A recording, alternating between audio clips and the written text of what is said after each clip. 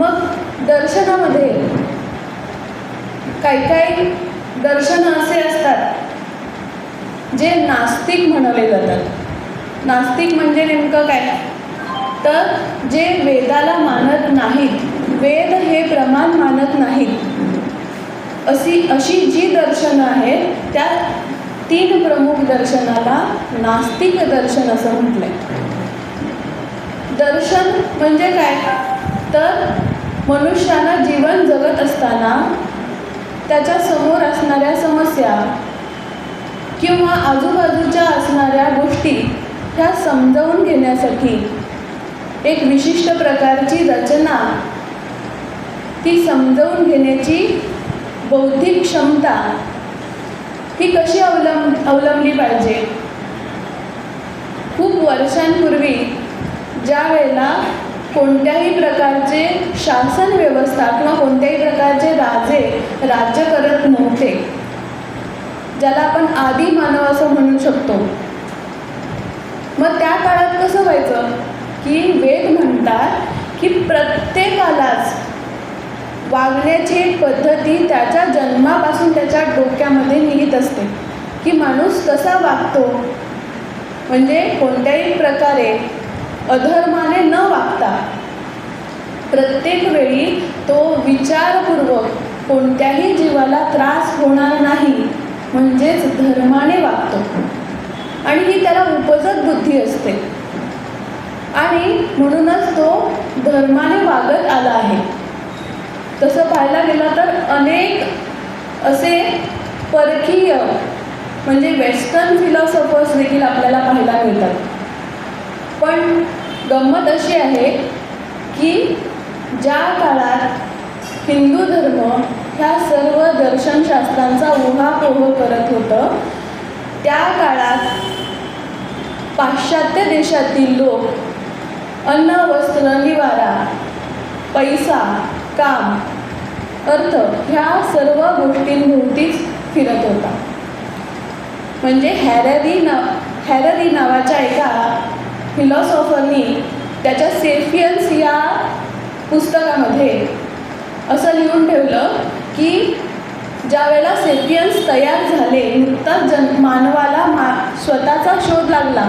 म्हणजे काय की आपण 4 पायाचे नसून 2 पायावर चालतो, शिवाय आपल्याला बुद्धी आहे, तेव्हा मग आपण शिकार न करता शेती करावी आणि शेतीतून मिळणारं उत्पन्न एका ठिकाणावर बसून किंवा एका जागी एकत्र येऊन तिथे आपण आयुष्य व्यतीत करावं. हा ज्या वेळेला त्याला उपजत ज्ञान झालं असा हळूहळू, तेव्हा असं करता करता वस्त्या वाढता नगरं वसली आणि मग कुठेतरी पुढे त्यांना हा विचार आला की फक्त इतकंच मर्यादित नाही आहे पैसा कमवणं किंवा मोठी शहरं वसवणं, ह्या सर्व गोष्टींच्या पलीकडे काहीतरी आपल्याला शिकायला हवं.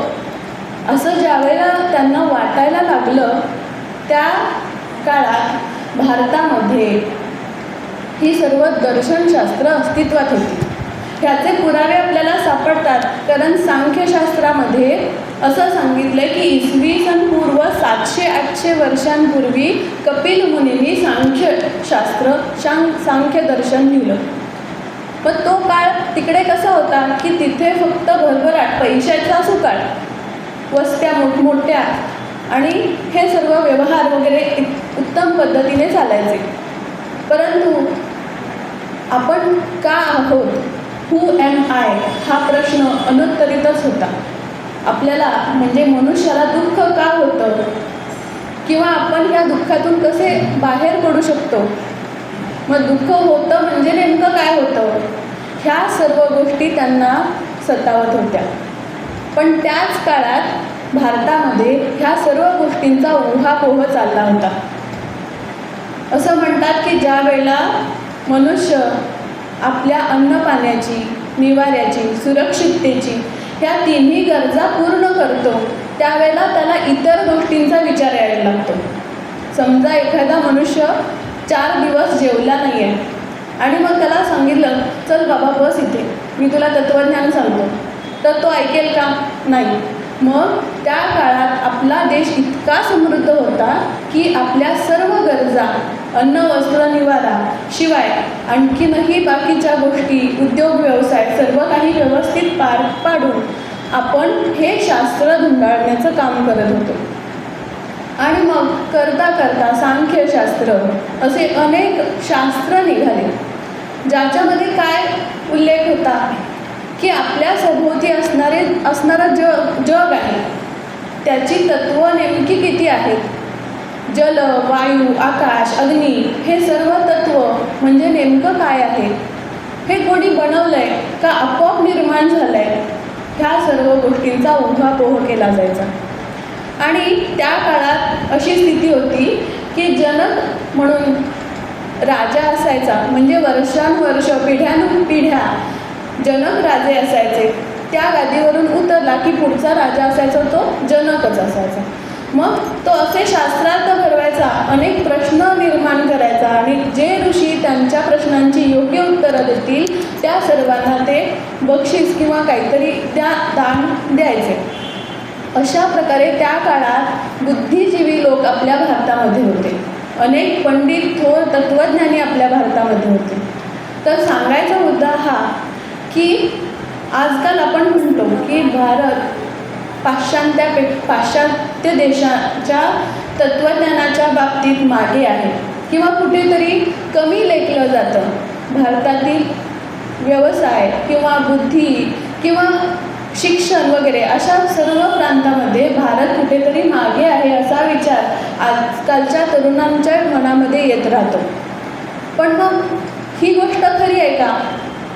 आपण म्हणतो की तर्कशास्त्र, विज्ञान किंवा मेडिसिन्स ह्या सगळ्या मेडिकल इंडस्ट्रीमध्ये किंवा सगळ्या क्षेत्रामध्ये भारतानं अशी उल्लेखनीय कामगिरी केली आणि ते सर्व ग्रंथ त्या ऋषींनी अगदी नमूद करून ठेवले. अगदी छोट्या छोट्या सूत्रांमध्ये त्यांनी त्याची नोंद केली आहे. आणि मग ते सर्व ग्रंथ त्या काळात ज्यावेळेला ग्रंथ लिहिण्याची किंवा काही लिहिण्याची सोय नसायची त्यावेळेला एका गुरुकडून ते शिष्याकडे असं ज्ञान सुपूर्द केलं जायचं आणि मौखिकरित्या ते एका गुरुकडून शिष्याकडे पुन्हा त्या गुरुकडून पुन्हा आपल्या शिष्याकडे असं करता करता 3-4 पिढ्यांच्या मध्ये हे ज्ञान पुढे अविरत ढकललं गेलं. आणि मग अशा प्रकारे हे ग्रंथ पुढच्या पिढ्यातील ऋषींनी लिहून ठेवले. मग सांख्यशास्त्र काय सांगतं?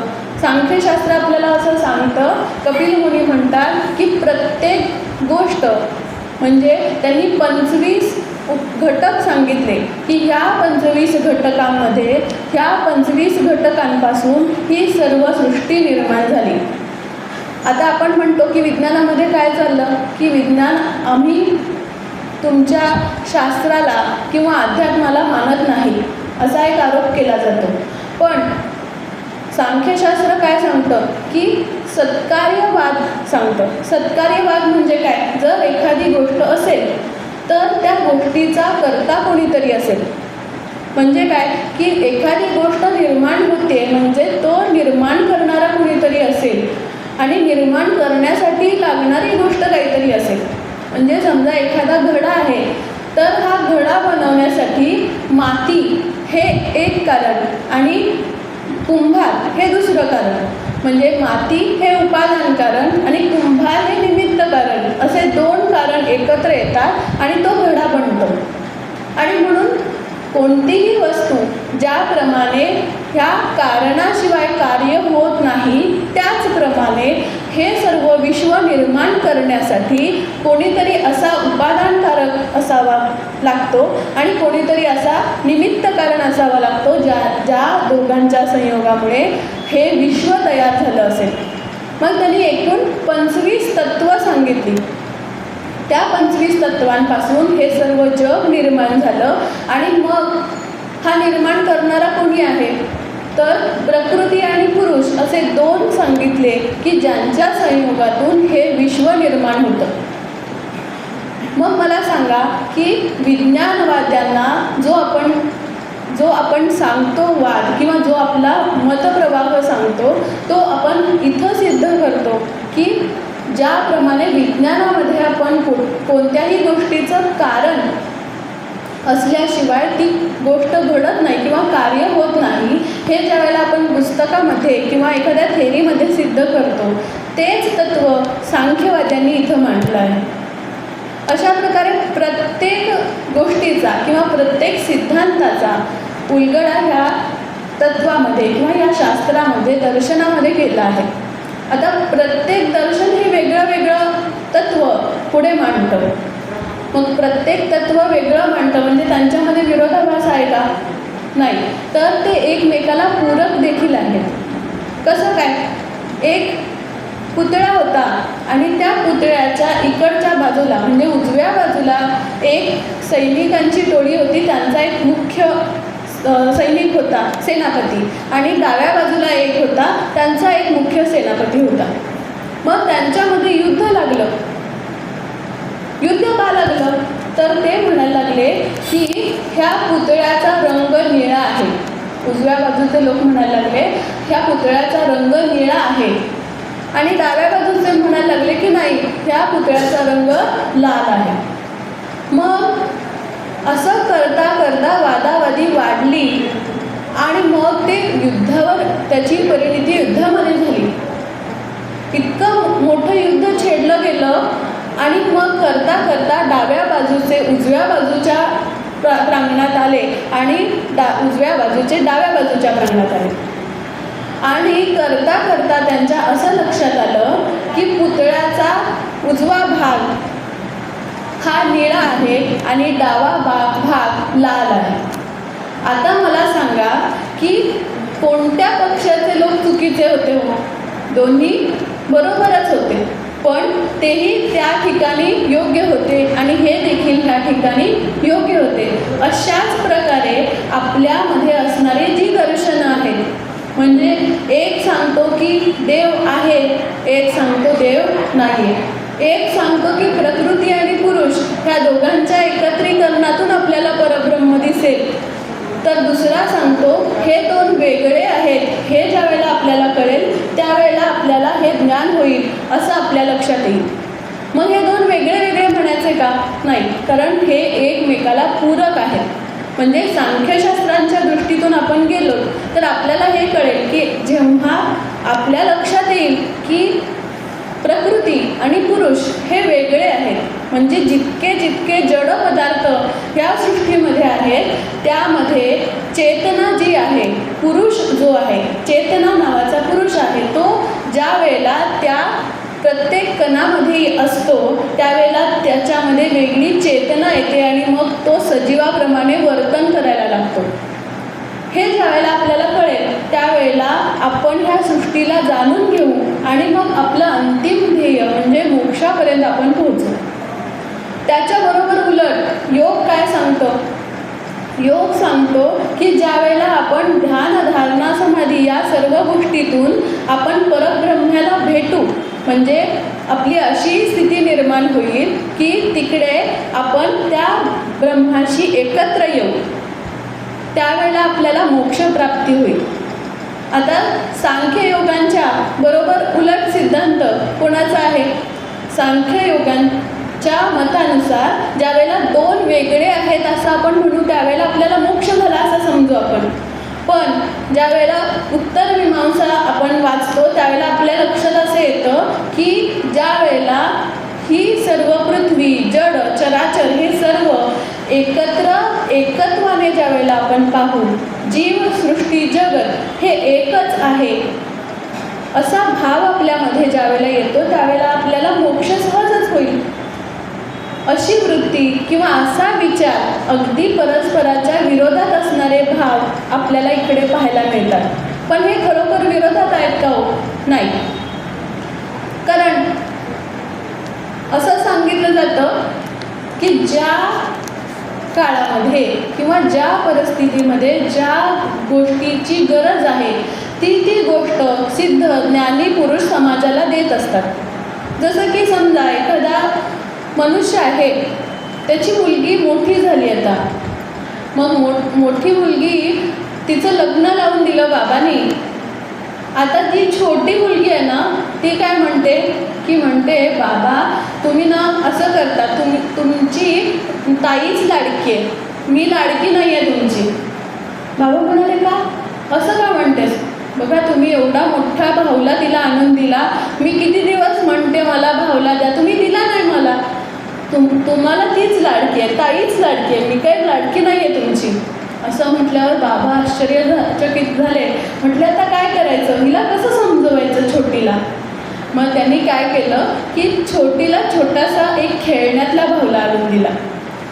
मग आता सांगा त्यांनी काय केलं, दुसरा भाऊ गेला की बरोबर वर्तन केलं. कारण ज्या वयात ज्या परिस्थितीमध्ये जे काय द्यायचं आहे ते वडीलच जाणतो. येथ वडील जे जे करती तया नाव धर्मू ठेवती. म्हणजे धर्म म्हणजे नेमकं काय, आपल्या वडिलांना सगळं माहिती असतं की आपण कसं वागलं म्हणजे आपल्या पाल्याला सुख मिळेल. मग अशा परिस्थितीमध्ये सांख्य दर्शन आपल्याला असं सांगतं की हे चराचर म्हणजे काय आहे, हे जड आणि चेतन ह्या दोघांचा खेळ आहे. पण नंतर सावकाश हळूहळू परिस्थिती अशी व्हायला लागली की नास्तिक दर्शन पुढे यायला लागलं. नास्तिक दर्शनं कोणती, ज्यामध्ये देव नाही, धर्म मानू नका असे लोक समजवायला लागले लोकांना. आणि अशी असा मतप्रवाह पुढे यायला लागला, अशी लोक पुढे यायला लागली की ती सांगायला लागली की धर्म वगैरे काही नाही आहे, वेद वगैरे वगैरे सर्व काही खोटं आहे. आपल्याला एकच आयुष्य मिळाले ना तर आयुष्य मनमुरादपणे जगा. ऋणं कृत्वा घृतं पिबेत, ऋण काढा पण घृत प्या, असे नास्तिकवाले चार्वाक समोर आले. मग चार्वाकांनी काय सांगितलं की तुम्ही कोणत्याही प्रकारच्या पुनर्जन्मावर, कोणत्याही प्रकारच्या वेदांवर, कोणत्याही प्रकारच्या धर्मकर्म संयोगावर विश्वास ठेवू नका. तुम्ही काय करा, आरामात जीवन जगा, कुठल्याही प्रकारचं बंधन बाळगायची गरज नाही. आता हा चार्वाक झाला, त्याला किती वर्ष होऊन गेले, जवळजवळ 2-3 हजार पेक्षा जास्ती कदाचित वर्ष होऊन गेले. पण आज आपण पाहतो की आपल्यामध्ये देखील, आपल्या समाजामध्ये देखील अशा प्रकारचे चार्वाक अजूनही आपल्याला पाहायला मिळतात. तो चार्वाक म्हणजे कोणी एक माणूस नव्हता, ती एक विचार प्रणाली होती. तीच विचार प्रणाली पुन्हा आपल्याला फोपावताना दिसते. हळूहळू आपला समाज कुठेतरी त्या मार्गावर जातोय की काय अशी भीती वाटायला लागली. कारण कोणत्याही प्रकारचा धर्म बाळगण्याची गरज नाही, कोणत्याही प्रकारची नीतिमत्ता वगैरे ह्या सर्वांचं आवरण घालून दडपणात राहण्याची गरज नाही, असा कुठेतरी समाज निर्माण होताना आपल्याला दिसतोय. मग हळूहळू ह्या सर्व गोष्टी आपल्या लक्षात येतात की समाजामध्ये काय चाललंय. ह्या गोष्टी ज्या वेळेला विद्वानांच्या लक्षात येतात त्यावेळेला विद्वान त्याच्यावर काहीतरी उपाय, काहीतरी असे ग्रंथ निर्माण करून ठेवतात की त्यामुळे समाजाला एक वेगळी दिशा मिळते आणि मग ही दिशा आपल्याला वेगळ्या वळणावर जाण्यापासून वाचवते. आणि म्हणून असे वेगवेगळे दर्शनं समोर यायला लागतात. मग ज्यामध्ये असे सूत्र, असे नियम सांगितले जातात की ज्यामुळे आपण खरा धर्म म्हणजे काय, सत्य म्हणजे काय, आपलं अंतिम गंतव्य काय आहे, ह्या सर्व गोष्टी जाणून घ्यायला समर्थ होतो. मग आपल्या जीवनाला काय अर्थ आहे की नाही. जर समजा नीतिमत्ता ह्या सर्व समाजातून काढून टाकली तर काय उरेल हो. जर धर्म या समाजातून काढून टाकला तर काय होईल. असा गोंधळ, अशी अराजकता माजायला लागेल, मग कोणी कोणाला विचारणार नाही. आणि म्हणून हे एक धर्माचं कवच आपल्याला आपण घालून घेतो, अशा मर्यादा लावून घेतो जेणेकरून सर्व समाज सुखी राहील. आणि अशी समाजाची घडी नीट बसवण्यासाठी असे हे तत्त्वज्ञ, विद्वान व्यक्ती अशा शास्त्रांची निर्मिती करत असतात. ज्याप्रमाणे सांख्ययोग दर्शनांनी, सांख्य दर्शनवाद्यांनी ह्या सर्व गोष्टी नियमावली घालून दिल्या, त्यांच्यासोबतच योग दर्शन म्हणजे पतंजली ऋषींनी त्यांच्या गुरूंच्याकडून ऐकलेल्या ज्ञानातून आपल्याला मोक्षप्राप्तीसाठी, कैवल्यप्राप्तीसाठी काय प्रयत्न केले पाहिजेत. म्हणजे जर समजा सांख्ययोग हा थेरी असेल, तर योग हा काय आहे, प्रॅक्टिकल भाग आहे. म्हणजे नेमकं काय वागलं पाहिजे. आपण हे जाणलं की प्रत्येक गोष्ट चराचर ही वेगळी वेगळी आहे आणि प्रकृती पुरुष वेगळा आहे. मग आपल्याला ह्या मार्गाने आपला अंतिम गंतव्य प्राप्त करता येतं ही गोष्ट कळली. पण नेमकं काय करावं, कोणत्या प्रकारचं प्रॅक्टिकल ज्ञान आपण अवलंबलं की मग आपण पुढे जाऊ, हे सांगण्यासाठी पतंजली ऋषींनी पतंजली योगसूत्रे लिहिली. तोच योगशास्त्र किंवा योग दर्शन म्हणून पुढे प्रसिद्ध झाले.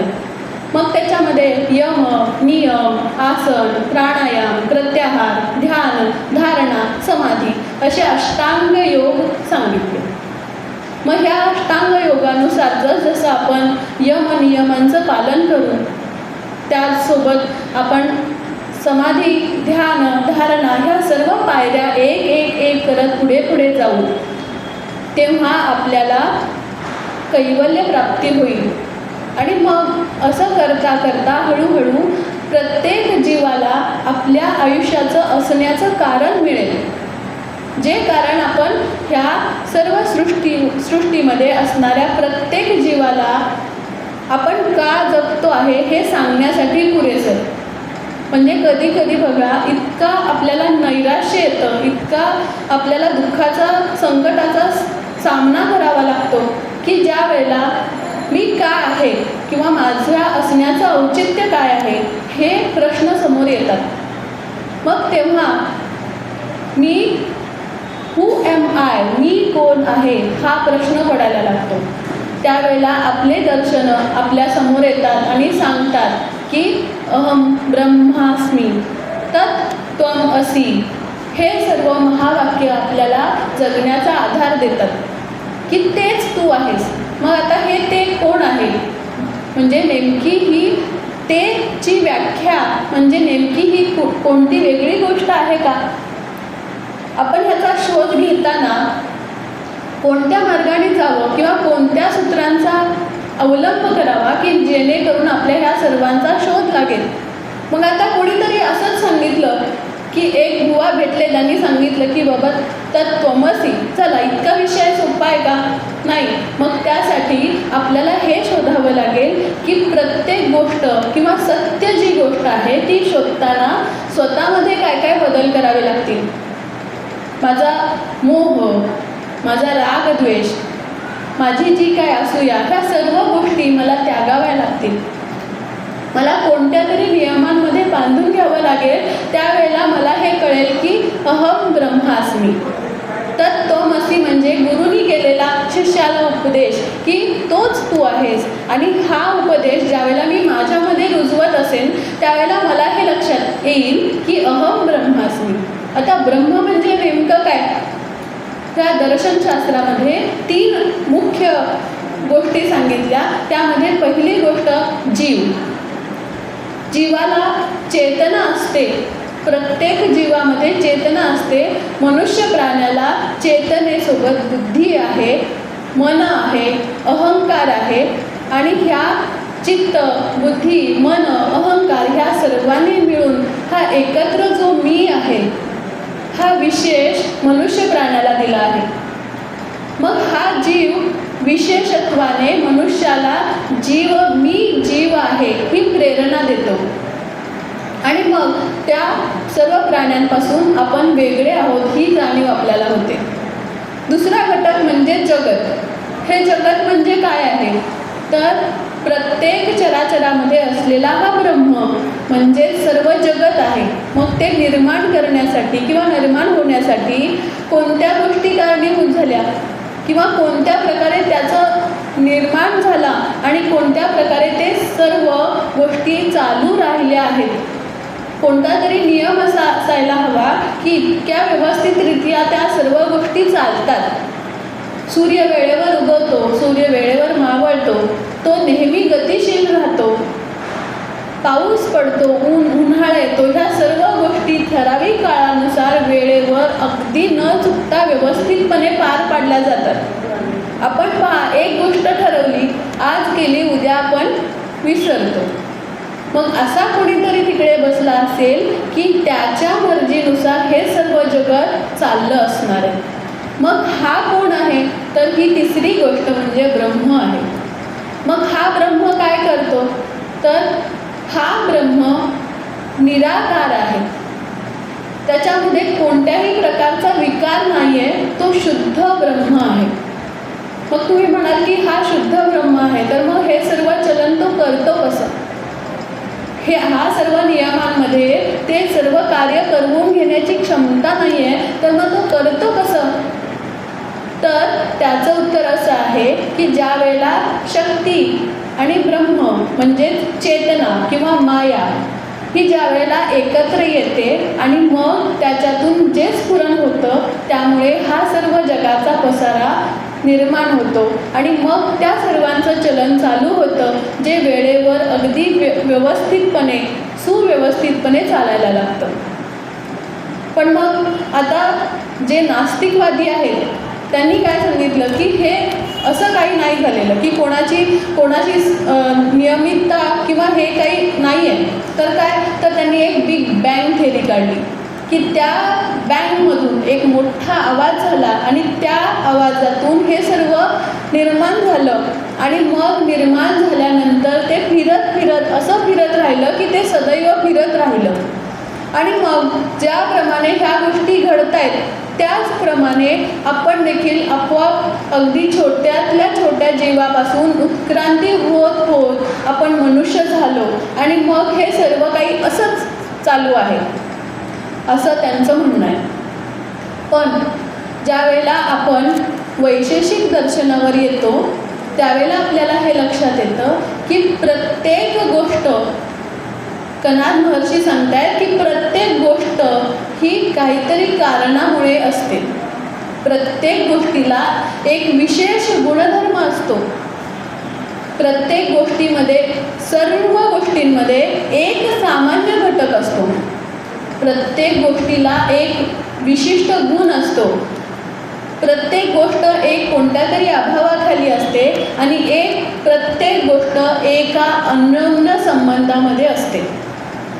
म्हणजे चंद्र जैसे चांदणी, जसं ज्ञानेश्वर माऊली सांगते शंभू तेथे अंबिका, म्हणजे ज्या गोष्टी विलग करू शकत नाहीत, म्हणजे ज्याप्रमाणे जल आहे त्या जलामध्ये रस हा गुणधर्म असतो. म्हणजे प्रत्येक गोष्टीला असा गुणधर्म असतो की जो त्यापासून वेगळा करता येत नाही. आणि मग असे जे तत्व आहेत हे सर्व त्या तत्वांनी बनलेली ही आपली सृष्टी आणि प्रत्येक सृष्टीला हे तत्व प्रदान करणारी जी शक्ती आहे, हे सर्व चालन करणारी जी शक्ती आहे ती नेहमी त्याच्यासोबत असते. आणि म्हणून त्या जडत्वामध्ये देखील चेतना आपल्याला पाहायला मिळते आणि म्हणूनच ज्ञानेश्वर माऊली आपली भिंतीला चालवते. आपण तिथपर्यंत पोहोचू शकत नाही कारण आपली दृष्टी तिथपर्यंत पोहोचू शकत नाही. काही वर्षांपूर्वी ज्यावेळेला आपण सांगायचो की असं पुष्पक विमान होतं, आपण त्याच्यावर विश्वास ठेवायचो का? काही शतकापूर्वी जर सांगितलं असेल कोणी तर त्यांना वाटलं असेल का की हे पुष्पक विमान वगैरे काही आहे किंवा असं कुठे घडू शकेल असं वाटलं होतं का? नाही. पण कालांतराने विज्ञानाची प्रगती इतकी झाली की आपल्याला कळायला लागलं की असं विमानसुद्धा उडू शकतं. मग आपल्याला त्या पुष्पक विमानावर शंका येणं हे किती बरोबर होतं? अशा प्रकारे अनेक असे संशोधन आहेत की ज्या आपल्याला आत्ता त्याचे शोध लागत आहेत. पण आपल्या संस्कृतीमध्ये ह्या गोष्टी खूप काळांपूर्वी झालेल्या आहेत. अजून देखील त्या सर्व गोष्टी विज्ञानाला उलगडायला वेळ आहे. पण आपले तथाकथित सुशिक्षित काय म्हणतात की विज्ञान हे सत्य तत्वांवर आधारित आहे. पण खरं सांगायचं तर आज जे उपस्थित ग्रंथ आहेत म्हणजे आपल्या दुर्भाग्यवश अनेक युनिव्हर्सिटी नष्ट झालेल्या आहेत. एका इंग्रजी लेखकाने आपल्या ग्रंथामध्ये असं सांगून ठेवलं आहे, आपल्या पुस्तकामध्ये, की 100च्या वर अशा युनिव्हर्सिटी भारतामध्ये होत्या आणि त्या सर्वांचा नाश झालेला त्यांनी स्वतःच्या डोळ्यांनी पाहिला. मग अशा समृद्ध देशामध्ये अशा गोष्टींचा विचार आपल्याला केव्हा येतो? त्या काळात त्यांना ही गोष्ट अशक्य वाटते. पण आता आपण पाहतो जितके आपल्याकडे उपलब्ध साहित्य आहे त्या साहित्यामध्ये आपण म्हणतो की आज जी सर्जरी म्हटली जाते, प्लॅस्टिक सर्जरी, त्या सर्जरीची नोंद देखील त्या काळातल्या ऋषींनी त्या आपापल्या ग्रंथामध्ये करून ठेवली आहे.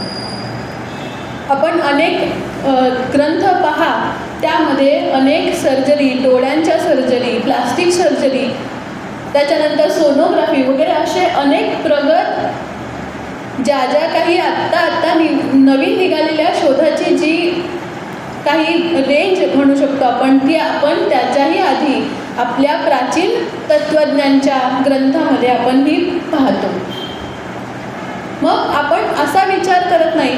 आता ज्याप्रमाणे आपण धार्मिक मंडळी किंवा जे काही आस्तिक म्हणू आपण, किंवा थोड्याफार प्रमाणात आस्तिक धर्म आहे किंवा देव आहे किंवा वेद आपल्याला प्रमाण आहेत, हे मानणारे जे लोक आहेत त्या सर्वांच्या विरुद्ध जे हे सर्व मानत नाहीत, त्या सर्वांना काय वाटतं? हो, हे सर्व थोतांड आहे असं वाटतं.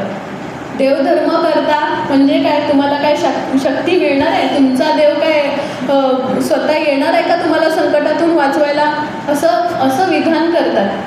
आजकाल तर मोबाईलच्या माध्यमातून असे अनेक प्रकारचे विधानं किंवा अशी मंडळी एकत्र येताना दिसतात की ते ह्या धार्मिक किंवा आध्यात्मिक किंवा दार्शनिक लोकांना तुच्छ लेखतात.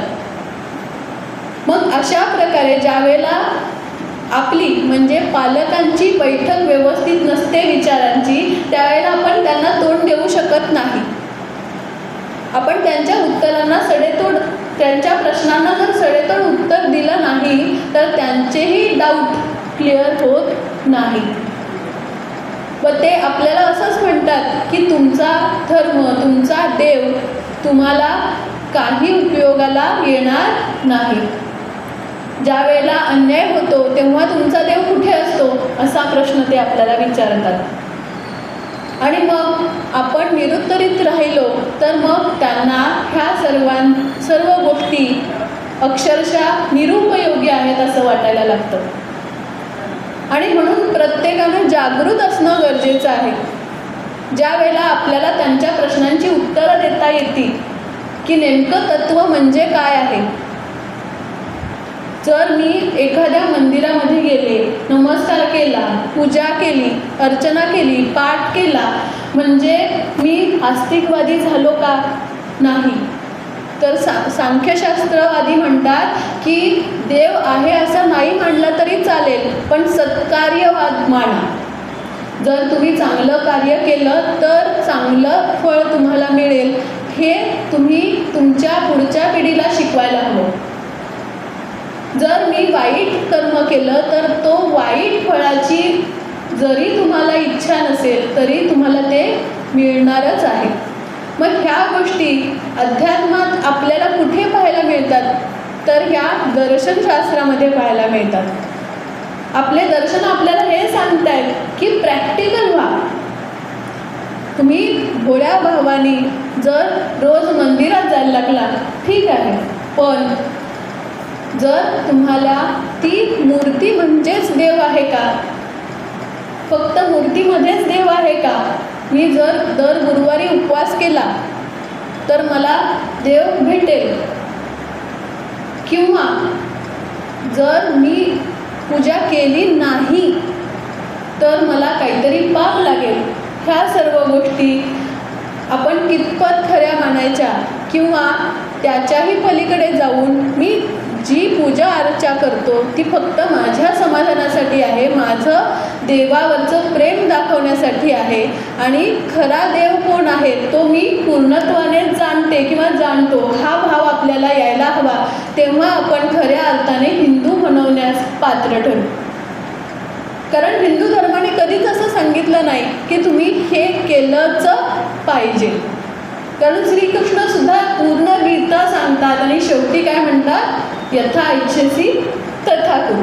कोणत्याही प्रकारचं बंधन आपल्या धर्मामध्ये कधीच पडलं नाही. आणि म्हणून इतकं सोपं, इतकं हलकं झालं धर्म हिंदू धर्माचे म्हणून घेण्यात की आपण सर्व बंधनांना तोडून बसलो. आणि मग आता असे कट्टर धर्माचे आले की मग आपल्याला हळूहळू जाणीव व्हायला लागली की आपण काय सोडलंय आणि काय चुकलंय. मग आता आपला धर्म फक्त थोतांड नव्हे हे पूर्णत्वाने ठामपणाने सांगण्याची वेळ आली आहे. म्हणजे मी फक्त देवपूजा करतो किंवा करते, मी मंदिरात जाते, माझा भाग संपला, माझं कर्तव्य संपलं असं नव्हे.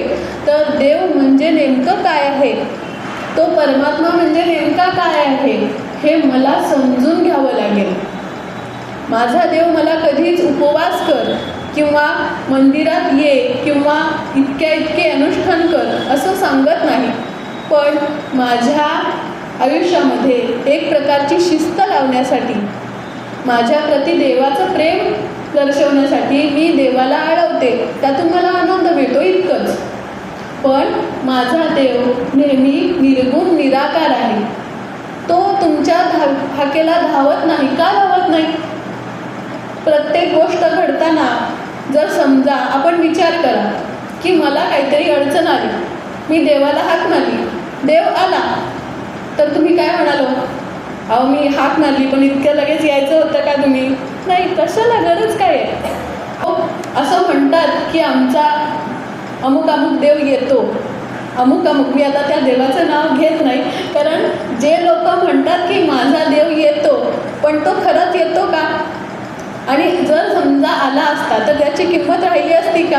नाही. कारण मला माहिती पाहिजे की मला देव कशा पद्धतीनं कळाला की मला त्याचा संकटात देखील त्याचा हात आल्याचा समान वाटेल. म्हणजे तो आला आहे किंवा त्याची शक्ती माझ्यासोबत आहे ही वृत्ती ज्या वेळेला माझ्यामध्ये येईल किंवा मी ज्या वेळेला समजेन की कोणत्या प्रकाराने देव माझ्यासोबत आहे किंवा कोणत्या प्रकाराने मी त्याला जर जाणून घेतलं तर येणारी संकट मला संकट वाटणार नाहीत. आपल्या संस्कृतीमध्ये काय आहे की आयुर्वेदामध्ये पण पहा की रोग झाल्यावर उपाय करण्यापेक्षा रोग होऊ नये म्हणून अनेक उपाय सांगितले जातात, बरोबर. त्याच प्रकारे संकट येऊन झाल्यानंतर त्याच्यावर उपाययोजना करण्यापेक्षा संकट येऊ नये ह्यासाठी मनाची तयारी करावी असं आपलं शास्त्र सांगतं. म्हणजे काय, ज्या वेळेला आपण हे मनामध्ये पक्क ठरवतो की ह्या सर्व गोष्टी आणि मी वेगळ्या आहोत, ह्या सर्व सुखदुःखाच्या गोष्टीमध्ये गुरफटून जाण्यासाठी माझा जन्म झालेला नाही. हे सर्व जगत आणि जीव आणि ब्रह्म हे सर्व वेगळं आहे आणि मी ब्रह्म आहे ही ज्या वेळेला आपल्याला जाणीव होईल त्यावेळेला हे सर्व सुखदुःख आपल्याला सुखदुःख वाटणार नाही. कारण प्रत्येक जीव मी देह आहे ह्या भूमिकेत जगत असतो. मग जर कोणी मला काहीतरी म्हणालं तर मी अमुक अमुकला त्रास करून घेतो, म्हणजे मला तो असं म्हणाला ही गोष्ट मला त्रास देत असते कारण मी अमुक अमुक आहे ही गोष्ट माझ्या डोक्यामध्ये फिक्स असते. मग ज्यावेळेला आपल्याला ही गोष्ट डोक्यात ठेवायची असते की मी ब्रह्म आहे, मी शरीर नाही. मग ऋषीमुनींनी काय सांगितलं की कसं ओळखाल की तुम्ही ब्रह्म आहात ते? माझा पाय म्हणजे मी आहे का? माझा हात म्हणजे मी आहे का? माझ्या हाताची बोटं म्हणजे मी आहे का? मग जर माझा चेहरा किंवा माझे केस, माझे अवयव इतर जर मी नसेन तर माझं हे पूर्ण शरीर म्हणजे मी आहे का? तर नव्हे. शास्त्रवेत्ते सांगतात की मी म्हणजे हा ब्रह्म आहे. ही ज्यावेळेला आपल्याला ओळख होते त्यावेळेला ह्या सर्व सुखदुःखांच्या पासून परे जायला आपण शिकतो. मग ह्या गोष्टी ज्यावेळेला आपल्याला कळतात त्यावेळेला संकट येण्यापासून आपण वाचतो. संकट कधी येतात? ज्या वेळेला मी देह आहे असं म्हणतो त्यावेळेला संकट आपल्यासोबत येतात. पण मग आता आपण पुन्हा मूळ ठिकाणी जाऊया आणि ज्या वेळेला आपल्या समृद्ध देशाची स्थिती लक्षात घेऊया.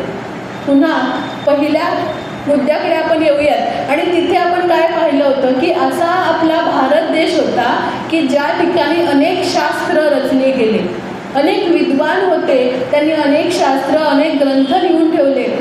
मग अचानक काय झालं की इतका संपन्न देश परप्रांतीयांनी पाहिला आणि मग एकावर एक असे अनेक आक्रमणं झाली. त्यांनी फक्त आपला पैसाच नेला नाही तर आपली संस्कृती नेली, आपले विचार नेले, आपली दृढ भक्ती होती तो धर्म आपला घेऊन गेले.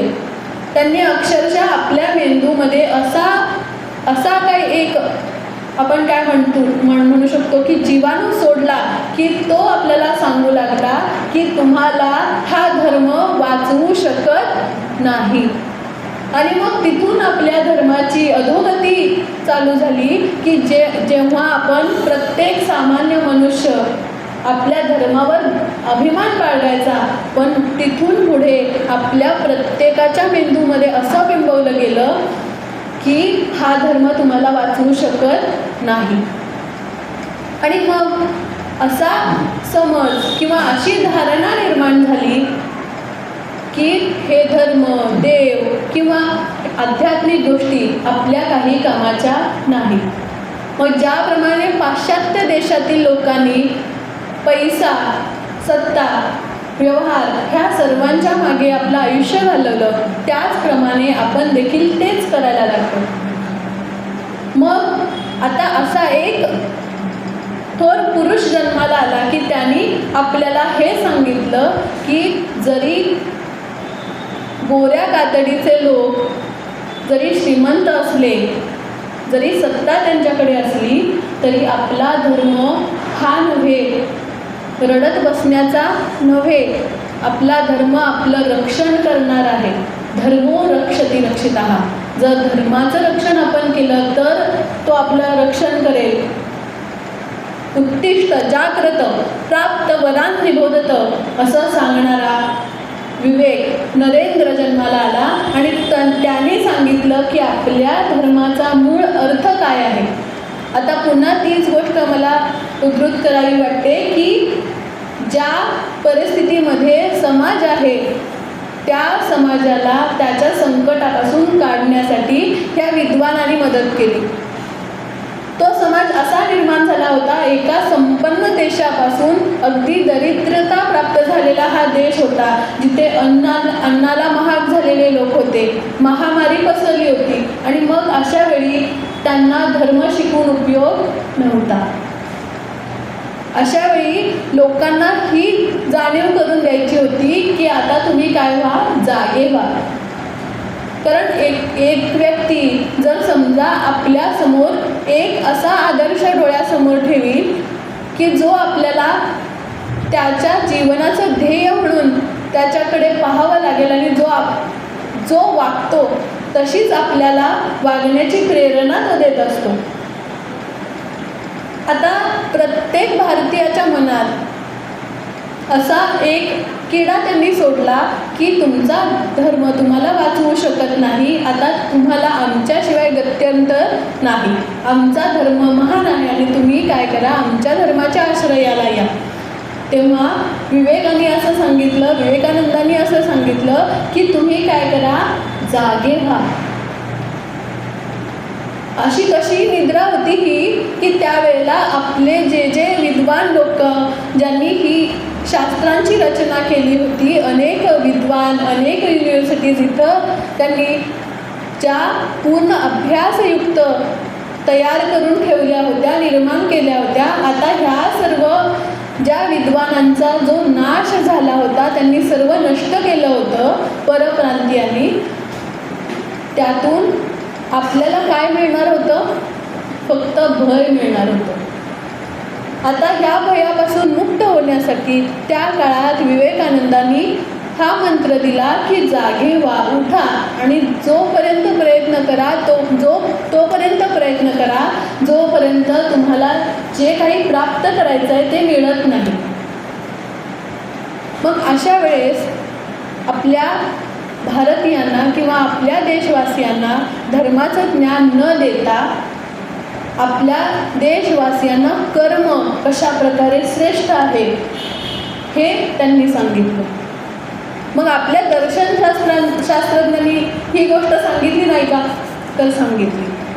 तर ज्याप्रमाणे सांख्य दर्शन, योग दर्शन त्या काळात त्यांनी मोठ्या उत्साहाचे वेळ त्यांनी बघितली, उत्साहाचा काळ त्यांनी बघितला, त्याप्रमाणे आता हा जो काळ आहे त्या काळामध्ये संकटामध्ये निभावण्याची जी प्रक्रिया होती किंवा जे त्याचं समाधान होतं ते देखील आपल्या पूर्वजांनी लिहून ठेवलं होतं. ते काय म्हणत होते की ज्याप्रमाणे एखादी गोष्ट सत्य आहे की नाही हे जर तपासायचं असेल तर अनेक पैलू त्यांनी सांगितले. जर आपल्याला न्याय मिळवायचा असेल तर सत्यता कशी तपासावी हे सांगणारे न्यायदर्शन आपल्याला पुढे घ्यावं लागेल. न्यायदर्शनामध्ये अक्षरशः प्रत्येक वस्तूची तपासणी करताना, सत्य शोधत असताना कशा पायऱ्या आपण अवलंबल्या पाहिजेत, कोणत्या प्रकारे कोणकोणत्या टप्प्यांनी आपण सत्य शोधलं पाहिजे, ह्या सर्व गोष्टी तिकडे नमूद केल्या आहेत.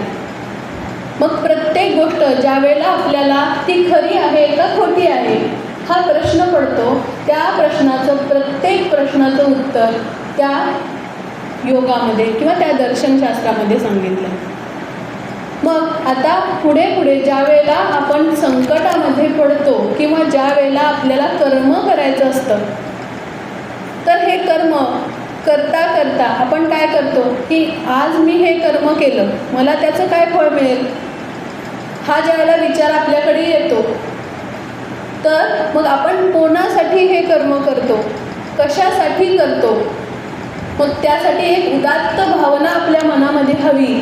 आपला देव, आपला धर्म, आपला देश ह्या सर्वांची जपणूक होण्यासाठी आपल्याला काय करायला हवं, ह्या सर्व गोष्टी त्यांनी तेव्हा नमूद करून ठेवल्या आहेत. म्हणजे धर्माचं रक्षण जर आपण करू तर आपल्या संस्कृतीचं रक्षण होईल आणि जर संस्कृतीचं रक्षण झालं तर आपला देश सुफलाम होईल. ह्या सर्व गोष्टी आपण ओळखल्या पाहिजेत. मग आता बौद्ध, जैन आणि चार्वाक असे लोक जे समाजामध्ये पुढे येऊ पाहत होते त्या सर्वांना आपला वेद, पुराणं ही सर्व कशी महान आहेत ही सांगण्याची वेळ आली होती. मग कुमारिल भट्ट नावाचे एक महान ऋषी होऊन गेले आणि त्या काळात अशी परिस्थिती निर्माण झाली होती की बौद्ध, जैन हे सर्व नास्तिकवादी, विशेषतः बौद्धांनी इतका प्रमाद माजवला होता की प्रत्येक व्यक्तीने हा धर्म स्वीकारायला हवा आणि त्या धर्मानुसार आचरण करायला हवं असं ते जबरदस्ती सांगायचे. प्रत्येकाला जबरदस्ती आपल्या धर्मामध्ये समावेश करायचे. आणि असं करता करता वेद हे प्रमाण आहेत किंवा धर्म म्हणजे नेमका वेदांशी कसा प्रमाणित आहे हे लोकांना पटवून देण्याची गरज निर्माण झाली. वेदांच्या, यज्ञांच्या आणि त्याच्या दिलेल्या शिकवणीमुळे आपण आपला धर्म कसा टिकवून ठेवू शकतो, कशा प्रकारे आपलं जीवन आपण सुखकर करू शकतो आणि सुख प्राप्त करून घेऊ शकतो, ह्या सर्व गोष्टी वेदांमध्ये दिलेल्या आहेत. आणि ते आपल्या पूर्वजांनी आपल्यासाठी ठेवलेली एक शिदोरी आहे आणि ती आपण पुढे नेली पाहिजे, आपला वारसा जपला पाहिजे, हे सांगण्यासाठी आता कुमारील भट्टांकडे काहीच मार्ग नव्हता. मग त्यांनी काय केलं, बौद्ध दर्शन, ज्या वेळेला बौद्ध लोक आपल्या धर्माचा प्रचार करीत होते, त्यावेळेला त्यांनी बौद्ध गुरूंकडे प्रवेश घेतला बौद्ध धर्म शिकण्यासाठी. इतक्या मोठ्या प्रमाणात लोक आपला धर्म सोडून त्या धर्मामध्ये प्रवेश करायला लागली होती. आता काय करावं हे त्यांना समजत नव्हतं, कारण एक मनुष्य सांगून ही परिस्थिती बदलण्यासारखी नव्हती. त्यांनी असं ठरवलं की नेमका काय विषय ते शिकवतात, कशा प्रकारे आपला धर्म म्हणजे काय हे लोकांना पटवून देतात, कशा प्रकारे लोकांचं मन वळवतात, ह्या सर्व गोष्टी शिकण्यासाठी ते गुपचूप त्या गुरूंच्या आश्रमात जायचे. त्यांनी त्यांचं शिष्यत्व पत्करलं आणि अनभिज्ञपणे त्यांचं शिक्षण पत्करून त्यांचं सर्व शिक्षण त्यांनी अवलंबलं. आणि आता हे अवलंबलेलं शिक्षण त्यांना हळूहळू जाचायला लागलं. थोड्या दिवसांसाठी, थोड्या काळासाठी हे इतकं सहनीय होतं आणि आता अशी वेळ आली की आता त्यांना हे असह्य झालं. ते वेदांना नावं ठेवू लागले. वेदांना अनेक गोष्टी वेदांच्या कशा चुकीच्या आहेत हे ते सर्व समजावून सांगू लागले. करता करता कुमारील भट्टांच्या डोळ्यात पाणी यायला लागलं. मग गुरूंनी ओळखलं की कशा प्रकारे हा आपलं ज्ञान फक्त ऐकण्यासाठी, ना की निष्ठेने किंवा गुरूंची आज्ञा मानण्यासाठी इथे बसलेला नाही आहे, तर आपलं ज्ञान नेमकं काय आहे हे जाणून घेण्यासाठी फक्त इकडे आला आहे, हे त्या गुरूंनी ओळखलं. आणि मग त्यांना पुढे बोलवलं आणि असं म्हणाले की तू का रडतोयस, तुला हे काही पटत नाही का? आणि आमचा धर्म इतका श्रेष्ठ आहे, मग तू तुझ्या धर्मासाठी का रडतो आहेस, तुझं नेमका काय मत आहे हे ज्यावेळेला सांग, असं ज्यावेळेला त्यांनी सांगितलं, विचारलं, त्यावेळेला ते म्हणाले की माझे वेद हे प्रमाण आहेत. म्हणजे समजा एखाद्या वाक्यावर आपल्याला विश्वास ठेवायचा असेल तर आपण काय म्हणतो की समजा मी एका तीर्थक्षेत्राला गेले आणि समजा मी सांगितलं की बाबा तिथे इतके छान योजना आहे किंवा व्यवस्था आहे, तुम्ही बिनधास्त तिकडे जा, असं ज्यावेळेला मी सांगितलं तर तुम्ही काय म्हणाल की हो, की जाऊन आले ना, मग माझे शब्द प्रमाण, म्हणजे मी जाऊन आले तिकडे, मी अनुभव घेतला म्हणून माझ्या शब्दांवर तुम्ही विश्वास ठेवाल. मग असे प्रमाण सांगितले की शब्द प्रमाण असतं, ग्रंथ प्रमाण असतं, अनुमान प्रमाण असतं आणि प्रत्यक्ष प्रमाण, असे 4 प्रमाण सांगितले गेले की ज्यामध्ये आपण एखाद्यावर विश्वास ठेवायचा असेल तर ह्या 4 प्रमाणांपैकी एक प्रमाण मानलं जातं. मग शब्द प्रमाण असं आहे की एखाद्या शास्त्रातील जो पारंगत ऋषीमुनी किंवा ज्याचा पूर्णत्वाने त्याचा अभ्यास झाला आहे, असे पांडित्य असलेले विद्वान लोक जर त्यांनी त्या विषयावर एखादी गोष्ट सांगितली तर तो त्यांचा प्रमाण शब्द असं मानलं जातं. मग वेद असे आहेत की ते प्रमाण आहे, म्हणजे वेदांनी सांगितलं जर की ही दिशा पूर्व नाही, ही पश्चिम आहे, तर आम्ही त्याला डोळे बंद करून विश्वास ठेवू, म्हणजे वेद आम्हाला प्रमाण आहे. कारण त्यात लिहिली गेलेली प्रत्येक गोष्ट ही खरीच आहे असं आपण म्हणतो, त्यावेळेला आपण वेदाला प्रमाण मानतो असं म्हटलं जातं. मग ते म्हणाले खरंच वेद प्रमाण आहेत का? बरं, आम्ही सांगतो ते प्रमाण नाही असं वाटते का तुला? तर हो म्हणाले. इतका साहसी बालक इतका तेजस्वी प्रखर होता, त्यांनी सांगितलं मी तुमच्या धर्माला मानत नाही.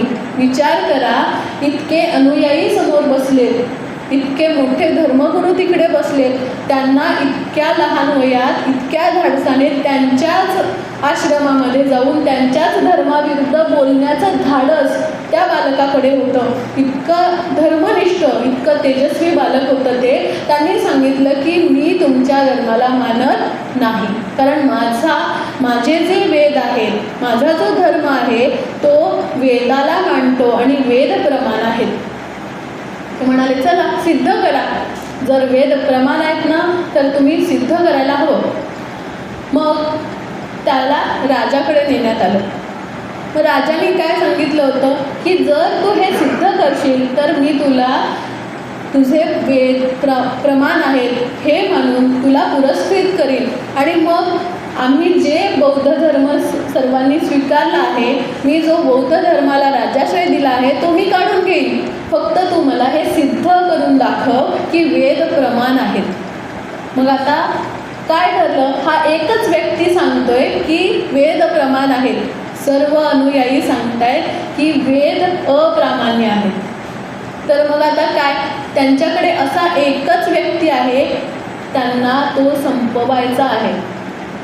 मग आता त्यांनी काय सांगितलं की वेद प्रमाण आहेत ना, तर मग तू काय कर, ह्या उंच गड्यावर जा, तुझे वेद घे आणि मारू दे, असं सांगितलं. म्हणजे काय, पूर्ण वेद प्रमाण मांडणारे सर्व इथेच खेळ संपेल. आणि मग त्यांनी इतकं प्रमाण मांडलं होतं वेदाला की त्यांना इतका विश्वास होता की वेद प्रमाण असं म्हणून जर मी ह्या कड्यावरून उडी मारली तर वेद माझं रक्षण नक्कीच करतील. मग ते म्हणाले ठीक आहे, मी तयार आहे, पण तुमच्या धर्मगुरूला देखील इथे उभे करा आणि त्यांनी देखील त्यांचं धर्म प्रमाण म्हणून इथून उडी मारायला हवी. मग ठरलं, पहिला काय करायचं, तुम्ही त्या धर्मगुरूंनी सांगितलं की पहिला तू कुमारी भट्टा ह्या कड्यावरून उडी मारायची. त्यांनी आपल्या कवेत वेदांना घेतलं आणि यदि वेदा प्रमाणम जीवेहम असं म्हटलं, म्हणजे जर वेद प्रमाण असतील तर मी जिवंत राहीन. आणि काय झालं, अक्षरशः त्यांनी त्या कड्यावरून उडी मारली आणि डोळ्यात एक छोट्याशा गवताची काडी घुसली. इतकाच त्यांना इजा झाली, बाकी सर्व शरीर अगदी आहे तशा स्थितीमध्ये सापडलं. मग आता हे पुढे त्यांनी सांगितलं धर्मगुरूंना की तुम्ही देखील आता ह्या कड्यावरून उडी मारायला हवी. तर मग त्यांनी काही तार्किक गोष्टी पुढे मांडल्या आणि मी उडी मारणं कसं अनुचित आहे हे सिद्ध केलं आणि शेवटी त्यांनी उडी मारली नाही. मग आता त्यांना एक प्रश्न येत होता की मी इतक्या निष्ठेने उडी मारली पण माझ्या डोळ्यात काडी का घुसली. तर मग त्यांच्या हे लक्षात आलं की यदि वेदा प्रमाणम, जर वेद प्रमाण असतील तर, म्हणजे हा जरची काडी माझ्या डोळ्यात घुसली. वेद प्रमाण आहेत आणि मी जिवंत राहीन ही ज्या वेळेला दृष्टी माझी असती तर ही काडी माझ्या दृष्टीमध्ये घुसली नसती. इतका विचार, इतका सखोल विचार त्यांच्या मनामध्ये होता. आणि मग असे अनेक प्रयत्न झाले गेले की राजासमोर त्यांना कशा प्रकारे फसवलं जावं, कशा प्रकारे वेद प्रमाण नाहीत, कशा प्रकारे त्यांच्यामध्ये काहीही अधर्मी गोष्टी लिहिलेल्या आहेत हे सिद्ध करण्याचे त्यांनी अनेक प्रयास केले, परंतु ते कधीही सफल झाले नाहीत. अशा प्रकारे कुमारी भट्टांमुळे आपण आज आपले वेद सुरक्षित पाहतो, त्याचं प्रमाण आपल्याला मांडता येतं आणि आपला धर्म अजूनही आहे तशा पद्धतीनं आपल्याला पाहायला मिळतो. असे अनेक लोक अनेक त्या काळामध्ये होऊन गेले ज्यामुळे आपला धर्म आज सुरक्षित आहे. त्या काळात जर ते लोक नसते तर आज आपला धर्म आपल्याला पाहता आला नसता. आणि म्हणून आपण प्रत्येकानं ही जबाबदारी मांडली पाहिजे की धर्म आणि त्याचं रक्षण करणं ही आपली जबाबदारी आहे. अनेक पाश्चिमात्य फिलॉसॉफर्स होऊन गेले की त्यांनी असं सांगितलं की अत्यंत धकाधकीच्या जीवनामध्ये लोक काय करतात की एखाद्या फिलॉसॉफरकडं किंवा एखाद्या सायकॉलॉजिस्टकडं जातात. अनेक त्यांचे सेशन्स असतात. मग त्या सेशन्समधून ते मनाची स्थिती सिद्ध करण्यासाठी, शांत करण्यासाठी अनेक प्रकारच्या उपाययोजना सांगतात. पण ह्या सर्व गोष्टी आपल्या वेदांमध्ये, आपल्या दर्शनांमध्ये, आपल्या उपनिषदांमध्ये पूर्वीपासूनच लिहिल्या गेल्या आहेत की कशा प्रकारे आपल्या मनाची स्थिती हालू दिली नाही पाहिजे. सुख दुःख समे कृत्वा लाभा लाभो जया जयो. श्रीकृष्ण सांगतात की तुझी परिस्थिती मनाची अशी बनव की कितीही प्रकारचे दुःख येऊ, सुख येऊ, तुझ्या मनाची स्थिती ही स्थिर असली पाहिजे. मग ज्या वेळेला आपल्या घरातील लहान मुलं, आपल्या घरातील तरुण मुलं फ्रस्ट्रेट होतात, हतबल होतात परिस्थितीसमोर, त्यावेळेला आपल्याला सांगता यायला पाहिजे की आपल्या ग्रंथांनी, आपल्या तत्त्वज्ञानाने, आपल्या फिलॉसॉफर्सनी हे आपल्याला ज्ञान आधीपासूनच देऊन ठेवलं आहे की परिस्थितीमध्ये आपल्याला स्थिर राहता आलं पाहिजे. मगाशी मी सांगितल्याप्रमाणे रोग झाल्यानंतर त्याची उपाययोजना करण्यापेक्षा तो होण्याआधीच आपलं मन कसं स्थिर राहता यायला पाहिजे किंवा आपल्याला ते स्थिर बनवता यायला पाहिजे, ही गोष्ट आपल्या लक्षात यायला पाहिजे. मग कुठेतरी आपण असं म्हणतो की माझी आई किंवा माझी आजी खूप देवधर्म करायची, पण तिला हे सहन व्हायचं नाही बरं, तिला खूप दुःख व्हायचं, तिला हे दुखायचं ते दुखायचं, पण तरी ती एवढं देवदेव करायची, तरी पण इतकं वाईट किंवा इतकं दुःख तिच्या वाटायला आलं असं आपण म्हणतो. मग त्यावेळेला आपल्याला हे लक्षात आलं पाहिजे की देवधर्म करणं, पूजा अर्चा करणं, त्यासोबत आपल्या मनाची स्थिती स्थिर करणं हेही तितकंच महत्त्वाचं आहे. मी जर मंदिरात गेले तर मला कुठलाही प्रकारचं संकट येणार नाही, ही जी गोष्ट आहे ती आपल्या मनामधून काढून टाकली पाहिजे. हा पूर्वग्रह आपल्या मनातून काढला पाहिजे की देव आपल्या संकटाचं निवारण करेल. देव ही अशी गोष्ट आहे की आपल्या मनाला शांती देण्यासाठी, दृढ बनवण्यासाठी किंवा माझ्यासोबत नेहमी कोणीतरी असतं ही जाणीव ज्या वेळेला आपल्याला होते किंवा मी ब्रह्म आहे, मी इतका सुदृढ आहे, मी इतकी निर्विकारी आहे, त्या ब्रह्म्यासारखी शुद्ध निर्लेप आहे, ही ज्या वेळेला गोष्ट माझ्या मनामध्ये पक्की होईल त्यावेळेला मला कुठल्याही प्रकारचं दुःख झेलण्याची गरज लागणार नाही. कारण त्यामुळे होणारी चंचलत्व, त्यामुळे येणारं फ्रस्ट्रेशन मला त्रास देणार नाही. कारण आमच्या ग्रंथामध्ये आम्हाला सांगितलं आहे, आमच्या दर्शनांमध्ये आम्हाला सांगितलं आहे की आपण ह्या सर्व जगतापासून, ह्या सर्व मायेपासून भिन्न आहोत. जीवो ब्रह्मैव नापरा, म्हणजे काय की जीव आणि ब्रह्म हे वेगळे नाही आहेत, हे सर्व एकच आहेत. आणि ज्या वेळेला ह्या एकत्वाने आपण ह्या परमेश्वराला पाहतो त्यावेळेला तो आपल्याला इतकी दृढता देतो, इतकी मनशांती देतो की आपल्याला त्या सर्व दुःखांपासून मुक्ती मिळायला लागते.